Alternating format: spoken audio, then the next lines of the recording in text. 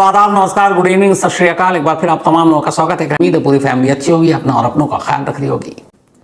कोटा की एक स्टूडेंट, नाम काव्या, उम्र 20 साल, रहने वाली मध्य प्रदेश के शिवपुरी की। उसके फादर एक प्राइवेट स्कूल के ओनर, मालिक। और अचानक 18 मार्च को उनके मोबाइल पर एक मैसेज और एक तस्वीर आती है। तस्वीर काव्या की थी, उसके हाथ पैर बंधे हुए थे, मुंह पर कपड़ा बंधा हुआ था और मैसेज में यह लिखा था कि तुम्हारी बेटी काव्या को किडनैप कर चुके हैं, 30 लाख रुपए दे दो वरना काव्या को मार डालेंगे। ये कहानी आपको डिटेल में सुनाई। 18 मार्च की बात है जब पुलिस ने रिपोर्ट लिखी थी, कोटा पुलिस ने। आज 3 अप्रैल है, यानी करीब 14-15 दिन तो हो गए, 15 दिन। दो स्टेट के चीफ मिनिस्टर, 2 स्टेट की पुलिस, कई टीमें लगातार इन 15 दिनों तक इधर उधर भटकती रही। जहां जहां काव्या या उसके फिर दोस्त का लोकेशन मिलता, पुलिस वहां जाती, लेकिन मिलती नहीं काव्या ना उसका दोस्त। लेकिन लंबी कोशिश के बाद आखिरकार कल शाम करीब 6 बजे काव्या इंदौर में मिल गई। इंदौर में भी नहीं, इंदौर से करीब 15 किलोमीटर दूर एक मोहल्ले में। जब काव्या तक पुलिस पहुंची तो काव्या के साथ उसका एक दोस्त था जिसका नाम हर्षित है। और उसे जब थाने लेकर आई तो इन दोनों ने ऐसे अपनी कहानी पेश की कि जैसे मालूम ही नहीं कि पुलिस उन्हें क्यों लेकर आई है। पुलिस ने कहा कि तुम लोग, तुम्हारी किडनैपिंग हो चुकी है, गायब हो। तो पहले तो उन्होंने कहा नहीं, हम तो वो है ही नहीं। इन्होंने अपना झूठा नाम भी बताया। लेकिन फिर जब पुलिस ने सीसीटीवी फुटेज और तमाम तस्वीरें दिखाई तो उनके पास कोई रास्ता नहीं था। और पहले हर्षित टूटा, फिर उसने एक कहानी सुनाई और उसके बाद सारी कहानी सामने आई। तो मैंने आपसे कहा था कि जब असली कहानी सामने आएगी तो मैं पूरी डिटेल में आपको बताऊंगा। और इत्तेफाक से आज दो स्टेट की पुलिस के थ्रू, एक इंदौर पुलिस और दूसरी कोटा पुलिस, इनके जरिए काव्या की खुद की किडनैपिंग की ये पूरी कहानी सामने आई है। और यकीन मानिए कहानी पूरी फिल्मी है। कोटा में बहुत सारे बच्चों ने खुदकुशी की, लगातार कर रहे हैं, पिछले हफ्ते भी खबर आई और इसकी कहानी भी आपको डिटेल में सुनाई है। और ये भी बताई कि इन बच्चों की खुदकुशी की वजह क्या है। उनके ऊपर प्रेशर माँ बाप का, सोसाइटी का, दोस्तों का और एक कामयाबी का। तो कोटा एक ऐसी फैक्ट्री जहां से डॉक्टर और इंजीनियर सबसे ज्यादा उगले जाते हैं। और कहीं ना कहीं काव्या की कहानी इसी कोटा से जुड़ी है। लेकिन अजीब कहानी है, क्योंकि वो इस कोटा से जुड़ी भी है, लेकिन वो कोटा की स्टूडेंट भी नहीं है, पर स्टूडेंट है भी। उसने कोटा से कोचिंग भी ली और नहीं भी ली। कोटा के एक इंस्टीट्यूट में उसने रजिस्ट्रेशन भी कराया और नहीं भी कराया। कोटा में वो पढ़ी भी और नहीं भी पढ़ी, कोटा में रही भी और नहीं भी रही। अब ये सारी नहीं और हाँ, नहीं और हाँ, इस कहानी की पूरी जो जड़ में है, वो यहां पर एक चीज तो कॉमन है काव्या के साथ, और वो ये है कि काव्या के घर वाले, खासतौर पर उसके पिता, ये चाहते थे कि काव्या एक डॉक्टर बने। उनका अपना प्राइवेट स्कूल था, पैसे ठीक ठाक थे। तो उन्होंने 10वीं के बाद से ही काव्या के दिमाग में यह बात डालनी शुरू कर दी कि तुम्हें डॉक्टर बनना है। अब डॉक्टर बनने का तरीका क्या है? नीट का एग्जाम क्वालिफाई कीजिए ताकि देश के अलग अलग मेडिकल कॉलेज में आपकी रैंकिंग के हिसाब से आपको दाखिला मिले। तो काव्या के दिमाग में ये बात 10वीं के बाद से ही लगातार उसके घर वाले डालते आए। अब 12वीं का एग्जाम क्लियर किया काव्या ने। उसके बाद अब काव्या को कहा गया, भाई डॉक्टर बनना है तुम्हें, तो नीट की तैयारी के लिए चलो कोटा चलते हैं। लास्ट ईयर अगस्त में, 3 अगस्त को आखिरकार काव्या की मां उसको लेकर कोटा पहुंचती है। और यहीं से, इस 3 अगस्त से 1 हफ्ता पहले से ये पूरी फिल्मी कहानी शुरू होती है।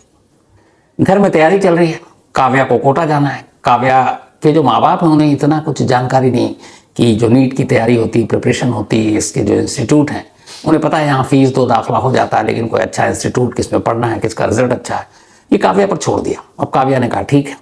काव्या ने एक नोएडा की एक कंपनी, इंस्टीट्यूशन का एक ब्रांच था, उसके थ्रू कुछ फोन पे बातचीत की और उसके बाद अपने पेरेंट्स को बताया कि एक इंस्टीट्यूट है कोटा में जहां उसका दाखिला मिल गया, इतनी फीस होगी। घर वाले खुश की चलो तैयारी करना है। अब 3 अगस्त को काव्या अपनी माँ के साथ कोटा पहुंच जाती है। कोटा पहुंचने के बाद वो एक इंस्टीट्यूट में अपनी माँ को ले जाती है। अब सब कुछ यहां से 1 हफ्ते पहले से ही पूरी फिल्मी स्क्रिप्ट शुरू हो चुकी है। कोटा जाती है माँ और ये दोनों, पहले एक गेस्ट हाउस में रुकते हैं, तैयार होते हैं, उसके बाद एक इंस्टीट्यूट में पहुंचते हैं। ले जाकर काव्या अपनी माँ को इंस्टीट्यूट के रिसेप्शन के पास बिठा देती है और फिर कुछ देर तक ऐसे करती है जैसे वो फॉर्म भर रही है और बाकी फॉर्मेलिटी पूरी कर रही है। 1-2 घंटा वो बिताती है, उसके बाद माँ के पास आती है, एक पेपर दिखाती है। माँ को ये सब पता नहीं, कहती है मेरा यहीं दाखिला हो गया, अब मैं इसी इंस्टीट्यूट में पढ़कर नीट की तैयारी करूँगी और फिर डॉक्टर बनूँगी। माँ भी खुश। अब वो कहती है चलो, हमने इंस्टीट्यूट के थ्रू एक गेस्ट हाउस भी अपना जो जहाँ पे पीजी है वो भी बुक कर लिया है। तो वो एक जगह ले जाती है, फिर कहती है कि यहाँ भी है लेकिन तब तक यहाँ पे सारी फॉर्मेलिटी पूरी हो। तो उसी के पास एक गेस्ट हाउस है, तो 2-3 दिन वहाँ रहते हैं और उसके बाद फिर चले जाएंगे। तो अब वो अपनी माँ को एक पीजी में भी ले जाती है, पीजी में भी बिठाती है, रिसेप्शन पे जाती है, कुछ कागज फॉर्म वॉर्म दिखाती है, माँ को लग रहा सब फॉर्मेलिटी पूरी कर रही है। थोड़ी देर के बाद वो माँ के पास आती है, कहती पीजी का भी डन हो गया। तो इंस्टीट्यूट डन, पीजी डन। अब वो माँ को कहती है कि यहाँ पे शिफ्ट होने के लिए 1-2 दिन में शिफ्ट हो जाऊंगी। माँ कहती है ठीक है बेटा। अब उसके बाद वो गेस्ट हाउस जाती है, माँ फिर वहाँ फ्रेश होती है, उसके बाद कहती है कि अब तेरे पापा अकेले शिवपुरी में, तो अब मैं निकल रही। और माँ मुतमईन होकर कि बेटी का दाखिला हो चुका है इंस्टीट्यूट में, पीजी की बात हो चुकी है, अब वो वापस अपनी बेटी को तमाम हिदायतों के साथ शिवपुरी के लिए 3 अगस्त की शाम ही निकल जाती है। अब माँ गई। माँ के जाने के बाद अगले 3-4-5 अगस्त तक काव्या उसी जगह रहती है, इंदौर में। और माँ के जाती है उसका एक दोस्त अब उसको ज्वाइन कर लेता है। अब दोनों इंदौर में। इन 3 दिनों में काव्या वहाँ टाइम पास नहीं करती। इन 3 दिनों में वो फिर से कई इंस्टीट्यूट जाती है, उसके बाद पीजी जाती है, वहाँ की अलग अलग तस्वीरें लेती है। तस्वीरों की खास बात ये होती है कि उसमें बोर्ड और साइन बोर्ड ना दिखाई दे। इसके बाद फिर वो इंदौर के अलग अलग बाज़ारों में, मार्केट में, मॉल में, इन जगहों पर घूमने जाती है, पार्क में, और उन सब जगहों पर अपने मोबाइल से कोटा की तमाम तस्वीरें लेती है। तो वो कोटा में 3 दिन रहती है, 3-4-5 अगस्त। और इन 3-4-5 अगस्त के दौरान उसने अपने मोबाइल की फोटो गैलरी में बहुत सारी कोटा की फैक्ट्री को सेव कर लिया, अलग अलग लोकेशन के। उसके बाद 6 को अब वो कोटा से खामोशी से निकलती है और पहुंच जाती है इंदौर, जहां वो कभी पहले भी रही थी। अब इंदौर में एक किराए का घर, और उस किराए के घर में वो अपने दोस्त हर्षित के साथ रहना शुरू कर देती है। इसको आप यूं भी कह सकते हैं कि शायद लिव इन में रहना शुरू कर देती है। अब लेकिन बेटी कोटा में है, वह इंदौर में रही है, क्या घर वालों को शक नहीं होगा? इस बात का ख्याल काव्या को भी था। अब वो करती ये है कि बीच बीच में रोजाना वो फोन करती, सुबह और शाम, और हर 3-4 दिनों में वो अपनी मम्मी के मोबाइल पर 1-2 फोटो कोटा के भेज देती कि आज मैं यहाँ गई, आज यहाँ गई। कुछ उसने सेल्फी ले रखी थी और वो अपनी सेल्फी वाली तस्वीर भी अपने घर वालों को भेज देती। अब माँ देखती, खासतौर पर जब वो सेल्फी और ऐसी तस्वीर लेती तो उसमें कोटा की कोई ना कोई माइलस्टोन वाली जगह होती जिसमें कोटा लिखा हुआ है। तो अब उन तस्वीरों को देखकर घर वालों को यह है कि बेटी कोटा में है, बेटी कोटा में रह रही है। और फिर उसने कुछ इमरजेंसी नंबर के लिए अपने ही हर्षित के 1-2 दोस्तों का भी नंबर दे दिया कि कई बार ऐसा होता है कि मान लीजिए बैटरी खत्म, कुछ और माँ बाप ने फोन कर लिया। उसने लैंडलाइन नंबर कभी इंस्टीट्यूट या फिर अपने पीजी का दिया ही नहीं अपने पेरेंट्स को। पेरेंट्स ने भी कहा कि आजकल मोबाइल का दौर है, तो मोबाइल ही नंबर है। तो जब भी वो उसके दोस्त के नंबर पे फोन करते, दोस्त फौरन काव्या को बताता तुम्हारे घर से फोन आ रहा है, वो पलट कर कॉल करती, शक की गुंजाइश खत्म हो जाती। इसी तरीके से उसने महीनों निकाल दिया, सितंबर से लेके अब मार्च। अब इसी बीच में उसे यह पता था कि अब होली आ रही और होली में उसे घर जाना है, क्योंकि अब तक वो पढ़ाई के नाम पर, टेस्ट के नाम पर नहीं जा रही थी। अच्छा, बीच बीच में वहां पढ़ रही है तो टेस्ट भी होते हैं इंस्टीट्यूट में, और कोटा के हर इंस्टीट्यूट की खास बात ये होती है कि जब वो बच्चों को दाखिला देते हैं तो पेरेंट्स का नंबर होता है, और उस इंस्टीट्यूट की तरफ से ऑटोमेटिक कंप्यूटराइज मैसेजेस जाते हैं फैमिली के पास, चाहे वो टेस्ट के मार्क्स हों, कितने नंबर आए, कैसा परफॉर्म कर रहे हैं बच्चे, वो सारी डिटेल, फीस अगर ड्यू है उसके बारे में, फीस रिसीव हो गया उसके बारे में। तो ये जानकारी भी काव्या ने ले रखी थी। अब काव्या क्या करती कि अपने एक दोस्त के नंबर पर हर महीने अपने पापा को एक मैसेज भेजती, टेस्ट मार्क्स, कि इस टेस्ट में मुझे इतने नंबर आए, इस टेस्ट में इतने नंबर आए, और वो नंबर बिल्कुल ठीक ठाक होते। तो घर वालों को भी लगा कि इसके नंबर भी टेस्ट में अच्छे आ रहे हैं, लड़की ठीक है, पढ़ाई लिखाई पे ध्यान दे रही है, तस्वीरें कोटा की आ ही रही हैं, घूमने फिरने की, कभी शॉपिंग, कभी मॉल, कभी दूसरे बच्चों के साथ। उसने कोटा के कई बच्चों के साथ भी फोटो खींच रखे थे, सेल्फी, वो भी जा रही है, शक की कोई गुंजाइश नहीं, मतलब पूरी फिल्मी हर तरफ से। इसके बाद 18 मार्च को अब मैसेज आता है, और 18 मार्च को जब मैसेज आता है तो उसमें तस्वीर कि हमने किडनैप कर लिया है। माँ बाप बदहवास, फौरन कोटा पुलिस को खबर करते हैं, ज्योतिरादित्य सिंधिया को पहले खबर करते हैं, वो राजस्थान के सीएम से बात करते हैं। उसके बाद माँ बाप भागे भागे कोटा पहुंचते हैं, एसपी से मिलते हैं, एसएसपी से मिलते हैं। अब जब वो इंस्टीट्यूट और पीजी पहुंचते हैं, जो उसने बताया, जो उसकी माँ ने देखा, विटनेस थी, वो मना कर देते हैं कि हमारे यहाँ तो ये कभी पढ़ी ही नहीं है। तो पहली बार कोटा पुलिस को अजीब लगता है। इसके बाद कोटा पुलिस अब तफ्तीश करती है, तो फिर पिता बताते हैं कि अभी कल तो ही आपने इंस्टीट्यूट वाले से कहते हैं कि आपने मेरी बेटी के टेस्ट के मार्क्स भेजे हैं, ये रहा मैसेज।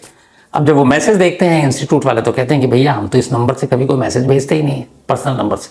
हमारा कंप्यूटराइज नंबर होता है जिसमें इंस्टीट्यूट के अल्फ़ाबेटिक नंबर आते हैं और बाकी टेस्ट का एक फाइनल स्कोर भेजते हैं।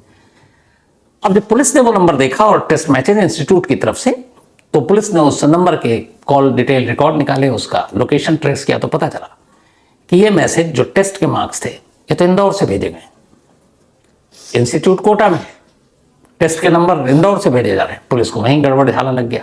इसके बाद खैर तफ्तीश हुई तो एक दो लड़कों को इंदौर से उठाया गया, तो उसी वक्त पता चल गया था कि काव्या ने खुद अपनी किडनैपिंग अपने आप कराई है और 30 लाख रुपए की मांग की। उसके बाद साथ में एक कहानी आई कि ये 30 लाख रुपए उसने इसलिए चाहिए थे कि वो विदेश पढ़ने के लिए जाना चाहती थी। शायद विदेश जहां मेडिकल की पढ़ाई वहां पे सस्ता है और नीट जैसे टफ एग्जाम को क्रैक करने की जरूरत नहीं है, आप वहां जाइए और आराम से आप डॉक्टर बन सकते हैं। तो ये कहानी पुलिस ने खोल दी, लेकिन अब असली कहानी के किरदार गायब है, यानी हर्षित और काव्या। तो अब जब दोनों हाथ लगे तो फिर इन दोनों ने अपनी पूरी जो कहानी सुनाई, अब उस कहानी पर आते हैं। इंदौर में जब ये तस्वीर थी, ये तस्वीर तो 10 दिन पहले इन लोगों ने अपनी किडनैपिंग की खींच ली थी, एक गेस्ट हाउस के ही किचन जिसमें काव्या के हाथ पैर बंधे हुए, यही वो तस्वीर। और ये उसके अपने दोस्तों ने तस्वीर खींची, हर्षित ने। तस्वीर खींचने के बाद ये अपने पास इन्होंने रखे हुए थे, पेरेंट्स को नहीं भेजा। फिर जहां पे ये तस्वीर खींची उस जगह को खाली किया। फिर ये कोटा 17 मार्च को काव्या कोटा में थी, और 17 मार्च को कोटा में रहने के बाद फिर ये वापस पहुंचे जयपुर। जयपुर में 18 मार्च को थे और 18 मार्च को ही ये वीडियो पेरेंट्स को भेज दिया गया। कोटा इसलिए गए थे ताकि स्टैब्लिश कर सके कि वो उस दिन कोटा में थे। फिर ये जयपुर पहुंचे, जयपुर से इंदौर, लेकिन तब तक खबर आ गई, मीडिया में खबर आ गई, ये तस्वीर वायरल हो गया, एक लड़की की किडनैप, वो भी कोटा की। कोटा की खबरें वैसे ही डराती हैं। अब पहली बात है कि एक स्टूडेंट किडनैप हो गई है।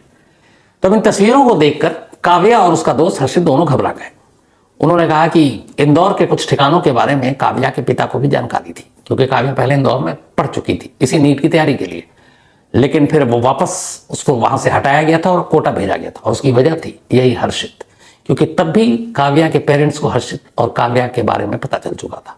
तो उन्होंने हर्षित से दूर करने के लिए उसको इस बार कोटा भेज दिया। अब जब उन्हें पता चला कि ये मीडिया में खबर आ गई है, दोनों पैनिक हो गए। उसके बाद दोनों ने फौरन इंदौर छोड़ दिया। इंदौर छोड़ने के बाद दोनों ट्रेन से अलग अलग रूट से होते हुए सीधे अमृतसर पहुंचते हैं। अमृतसर जाने के बाद गोल्डन टेम्पल में जाते हैं, और वहां अब दोनों गुरुद्वारे में ही रहते हैं। उन्हें पता था गुरुद्वारे में खाना पानी मिल जाता है, गुरुद्वारे में आसानी से रह सकते हैं, वहां पुलिस आती नहीं है, कोई पूछेगा नहीं, और सबसे बड़ी बात इतने पैसे नहीं कि ज़्यादा दिन सर्वाइव करें।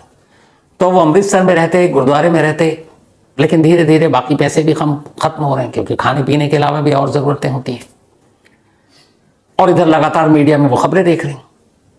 तो जब पैसे खत्म होने लगे तो फिर दोनों ने तय किया कि अब वापस चलते हैं इंदौर, क्योंकि इंदौर में हर्षित का भी और काव्या के भी बहुत सारे दोस्त थे, वहां से फाइनेंशियली मदद मिल जाएगी। घर से पैसे मांग नहीं सकते थे क्योंकि काव्या तो खुद किडनैप है, तो अपने माँ बाप को फोन कैसे करती। 2 दिन पहले यानी कि 1 अप्रैल को दोनों अब गोल्डन टेम्पल से वापस इंदौर पहुंचते हैं। लेकिन उन्हें पता था कि इंदौर के पुराने ठिकानों पर पुलिस जा चुकी है, उनके दोस्तों से पता चल चुका था, 2 दोस्तों को पुलिस उठा चुकी है, तो वहां नहीं जाते, बल्कि इंदौर से 15 किलोमीटर दूर इंदौर के आउटस्कर्ट में एक मोहल्ले में जो गुमनाम जैसा है, वहां सस्ते में घर भी मिल जाएगा, वहां काव्या की एक दोस्त रहती थी, ये वहां पहुंचते हैं।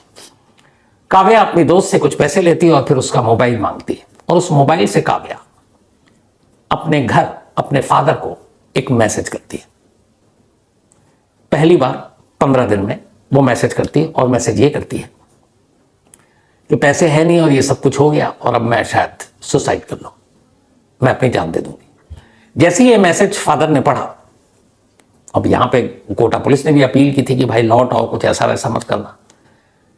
तो उन्होंने फौरन कोटा पुलिस को इन्फॉर्म किया। कोटा पुलिस ने फौरन इंदौर पुलिस को इन्फॉर्म किया, क्योंकि वो नंबर इंदौर का था। अब इसमें इंदौर क्राइम ब्रांच की टीम इन्वॉल्व हुई।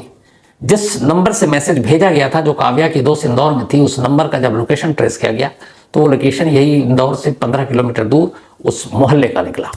फौरन पुलिस की टीम उस मोहल्ले में पहुंची, उस घर तक पहुंची और इत्तेफाक से उस घर में काव्या उन्हें मिल गई। जैसे ही काव्या मिली तो हर्षित भी मिल गया। इसके बाद दोनों को लेकर वो थाने आए। करीब शाम 6 बजे की बात है ये कल। उसके बाद कोटा पुलिस को खबर दी गई। कोटा पुलिस की एक टीम सुबह 4 बजे ही इंदौर पहुंच चुकी थी।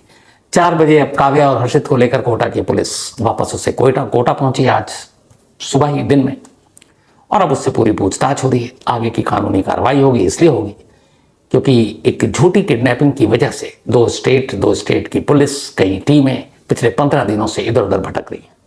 पुलिस का वक्त, पुलिस की मिशनरी, पुलिस की ताकत, पुलिस की बाकी चीज़ों का एक तरह से वक्त बर्बाद हुआ, और आईपीसी के तहत ये क्राइम भी है। तब इन दोनों को गिरफ्तार किया गया। तो पूछा गया जो आखिरी चीज कि आखिर तुमने अपनी किडनैपिंग की कहानी क्यों रची? मतलब तुम्हें पैसे चाहिए थे तो तुम घर वालों से मांग सकती थी, या कुछ और तरीके भी हो सकते थे पैसे तुमको लेने के अपने घर वालों से। तब काव्या ने खुलासा किया। उसने कहा कि कुछ वक्त पहले ही उसके फादर ने एक जमीन बेची थी शिवपुरी में, और उस जमीन को बेचने के बाद उनके पास अच्छे खासे पैसे आए थे, और इन पैसों की जानकारी काव्या को थी। तो ये पहली चीज हुई। दूसरी चीज, उसे अपने बारे में खुद से पता था कि जिस सपने को उसके घर वालों ने पाल रखा है कि उनकी बेटी डॉक्टर बनेगी, नीट का एग्जाम क्वालिफाई करेगी, काव्या को यह एहसास हो चुका था कि वो नीट का एग्जाम क्वालिफाई नहीं कर सकती, वो इसको क्रैक कर ही नहीं सकती। उसने कुछ बच्चों से वहां जब 3 दिन रही तो उसने ये भी बातचीत की, देखा, पता भी किया, और उसे अपनी एक तरह से काबिलियत पर भी मालूम था। उसको पढ़ाई लिखाई पे इतना फोकस और ध्यान भी नहीं था उसका। तो उसे लगा कि यहाँ लाखों बच्चे बैठते हैं और कुछ हजार का सिलेक्शन होता है, उसमें मैं कहाँ। तो उसे मालूम था कि वो नीट का एग्जाम क्लियर नहीं कर पाएगी, और जब नहीं करेगी तो फिर घर वालों को बुरा लगेगा। तो इसीलिए उसने एक साथ 2 काम करने का फैसला किया। उसने कहा एक तो किडनैपिंग करा लें, तो उससे बहाना मिल जाएगा कि किडनैप हो गई, काफ़ी दिन तक इधर उधर, फिर मानसिक तनाव, दबाव, और उस वजह से नीट का एग्ज़ाम कामयाब नहीं हो पाया। कोई बात नहीं, बच्ची है, जान बच गई, चंगुल से निकल कर आ गई, तो हमदर्दी हो जाएगी। और दूसरा, वो पैसे भी आ जाएंगे जो पापा ने घर ज़मीन बेच कर दिए थे, तो उससे वो अपने पार्टनर के साथ इंदौर में अच्छी एक लाइफ भी बिता सकती है। ये 2 वजह थी जिसने एक 20 साल की स्टूडेंट को अपनी ही किडनैपिंग के लिए आइडिया दिया। हालांकि स्टूडेंट पे अब यहाँ कहना सही है कि नहीं मालूम नहीं, इसलिए कि वो कोटा में कभी उसने दाखिला लिया नहीं, कोटा में कभी पढ़ी नहीं, नीट की कभी तैयारी की नहीं। तो कोटा के स्टूडेंट किसी इंस्टीट्यूट की कहना भी गलत है। लेकिन इस कहानी में चाहे जो भी हो, एक नसीहत है। वो नसीहत ये है जो शुरुआत में आपसे कहा था। कोटा से बहुत सारी अफसोसनाक जो बच्चों की मौत की खबरें आती हैं, उसके बारे में बहुत सारे लोगों ने रिसर्च किया, बहुत सारे कहानियां अलग लगाई, जिनसे पता चलता है कि जबरन किसी के ऊपर अपने सपने को थोपना नहीं चाहिए। और बहुत बार ऐसा होता है कि माँ बाप जो खुद नहीं कर पाए, वो चाहते हैं कि वो उनका बच्चा करे। अगर माँ बाप डॉक्टर नहीं बन पाए तो चाहते हैं कि उनके सपने को उनका बच्चा पूरा करके दिखाए। माँ बाप अच्छे बिजनेसमैन नहीं बन पाते हैं तो बच्चों से उम्मीद करते हैं। ये सरासर गलत है। हर एक बच्चे की अपनी एक काबिलियत है, अपनी एक खासियत है, अपनी एक कमजोरी है, अपनी एक ताकत है, और अपनी एक सोच है। तो उसको उसी सोच के साथ उस पर छोड़ना चाहिए। माँ बाप का सिर्फ काम इतना है कि वो उसको गाइड करें, सही रास्ता दिखाएं। आखिरी फैसला लेने का हक बच्चों पे छोड़ दें। वही बच्चा जो शायद नीट या फिर बाकी एग्जाम क्वालिफाई ना करे, लेकिन बाकी चीजों में बहुत बेहतर हो सकता है। चाहे वो बिजनेस हो, चाहे वो स्पोर्ट्स हो, चाहे वो एंटरटेनमेंट हो, चाहे वो सिंगिंग हो, चाहे आर्ट हो, कल्चर हो। तो जो उसकी ताकत है उसकी तरफ ध्यान देना चाहिए, वरना अंजाम यही जो कोटा में हम लगातार देखते आ रहे हैं। बच्चा खुद सबसे बेहतर जज होता है कि वो क्या कर पाता है। अगर उसे मालूम है कि वो एग्जाम कभी भी क्रैक नहीं करेगा, तो जैसे जैसे माँ बाप कहेंगे और अटेम्प्ट, तो फिर उसके ऊपर एक बर्डन पड़ता जाता है, और फिर एक दौर आता है जब उसे लगता है कि उसके इर्द गिर्द सिर्फ नाकामी है, और यही नाकामी किसी को कुछ भी करने के लिए मजबूर कर देती है। ये बहुत बार हम लोगों ने देखा। तो मैं एक बार फिर से इसीलिए तमाम पेरेंट्स से ये कहूँगा कि आप उसको सपोर्ट कीजिए, साथ दीजिए, पर अपना ड्रीम, अपनी जो आप शायद कभी नाकाम रहे और आप बच्चों के जरिए पूरा करना चाहते हैं, ये गलत है, ये नहीं करना चाहिए। जो उसको बेहतर लगे, जिसमें वो बेस्ट कर सके, उससे पूछना चाहिए और पूरी आज़ादी देनी चाहिए और सपोर्ट करना चाहिए कि तुम ये करो। तो शायद फिर मासूम बचपन के साथ जो हो रहा है वो रुक जाए। पता नहीं आप में से कितने लोग इससे सहमत हों, पर अपनी अपनी राय जरूर दीजिएगा। हमारी क्राइम तक फैमिली मेंबर में बहुत सारे पेरेंट्स भी हैं, बहुत सारे यंग भी हैं, बहुत सारे स्टूडेंट्स भी हैं, बहुत सारे कोटा में ही पढ़ने वाले बच्चे हैं, क्योंकि मैं मेल पढ़ता हूँ उनके भी। तो अगर अलग अलग आपकी राय आएगी तो अच्छा है, इसी बहाने ज़्यादातर लोगों तक ये बात पहुँचेगी। तो कहानी में आज इतना ही।